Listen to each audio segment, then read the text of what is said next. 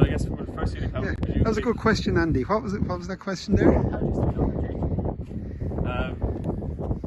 I guess the first fix or thing to be aware of is like how early can you catch it, or can you catch it? At least for me in football now, like can I catch it in motion almost? So we call it a jab step, your first step. Same with applying rugby. Like assume the 9 gives you a good pass. Like can you be in motion whilst catching? So like versus catch and start. So it's fractions of a second, but it's fractions of a second. And then for me, I've been working on can I get it done in 3 steps or less. But for me in football it's 2.5. But in rugby I guess it'd probably be worse, like 1-2 plant or 1 plant. So potentially you could play around with your, again in rugby we don't really think about these things, but you probably could start with your feet quite even, like most of us do. Potentially could you, like you do in football, you might stagger a little bit, so now instead of taking maybe 3 big steps, why don't you take 2.5, because your feet are staggered, 1, 2, it's going to be a little bit quicker by just splitting your feet, maybe in motion. Does that make sense? Yeah. So you might be taking away 1 long step, so it's going to be a half step. Yeah. So if you can be a shorter step, but also in motion, I mean, if you do both those things, you're going to drastically speed up your kick, early catch. That's just something to be aware of. In rugby, I was never aware of we would just kind of stand and roll out, take a few steps and kick. You just kind of feel it, but if it is an issue for you, or like most people, that could be potentially a quick fix. I think that would definitely be a fix. But then you got to make sure that as a kicker, new things you introduce, you want to make sure that you still feel like pretty comfortable in rhythm. You can't sacrifice that too much. So potentially then, if you're getting blocked, then potentially you could obviously stagger it more. But if you know you roll to the right to kick, which a lot of us do in rugby, you could stagger a little bit more to the left in the breakdown, getting a bit more protection potentially. So the lad blocking you, it's probably coming from there, he's a longer way to go to get to you, versus if you're maybe starting 2 more yards this way, you could be given more of a straight shot, whereas if you're a little bit hidden, and you still move this way, but now you're kicking here versus potentially catching it here. That's the other thing, your pre-kick setup would be, that's what I'd say to you. And in American football, you have to get that away in under, 1 second, 1.2 seconds or so, you were saying? Yeah, so for me in football, 8 yards back, start with that stagger step, get every inch, you have to get it done in 3 yards in 1 to 1.2 seconds.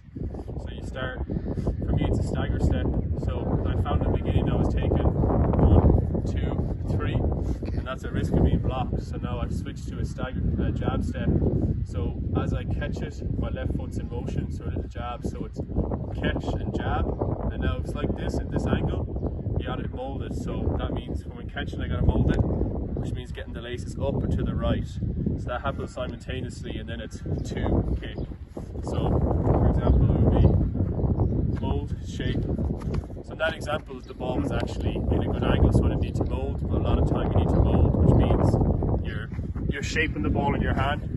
So you catch it, mold it. So you have to, I would just spend 20-30 minutes in my house at the beginning just practicing catching, molding, catching, and the laces is my trigger to the right, because that's when you have 1 to 1.2 seconds, you need to be rapid with your hands. So as a punter, your hands are vital, and you are your own holder. When you punt, you hold the ball for yourself, whereas you see later, if you can field goal, someone else has that responsibility, but as a punter, it's your job to kind of do both, which is I personally like.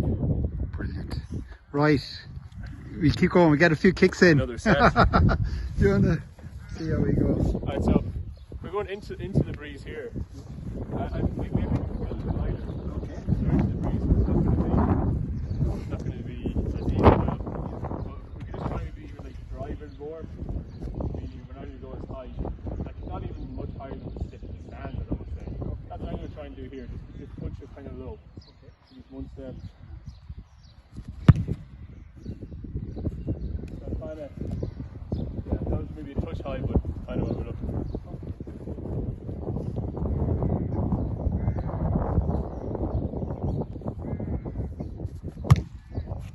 How about see what it's like to have the ball touched? So you're kind of your hand underneath, you're kind of here. See what it's like free kick to get your hand at the back of the ball more, but also extend it. So have it extended, so versus being your elbows being tight. Have it, because I noticed there when you kick that, you're kind of here. It look kind of tight to your body. So just have it a little bit more extended. Just a little jab. Not amazing, but just, you know what I mean? Yeah. And just nice and slow again, just swinging 30-40%, 20 just a touch more extended, yeah. And then just a little bit further up in front of your body. That's fine, that's good.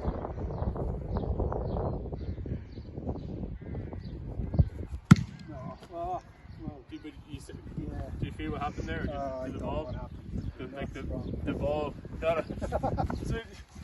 So the ball, when you dropped it, you're going left, but like you had it at an angle, but you dropped it, it took totally compromised and you lost it. Okay. So they just really focus on when you release that, like it's kind of have it set at your angle, so you could do NFL logo up.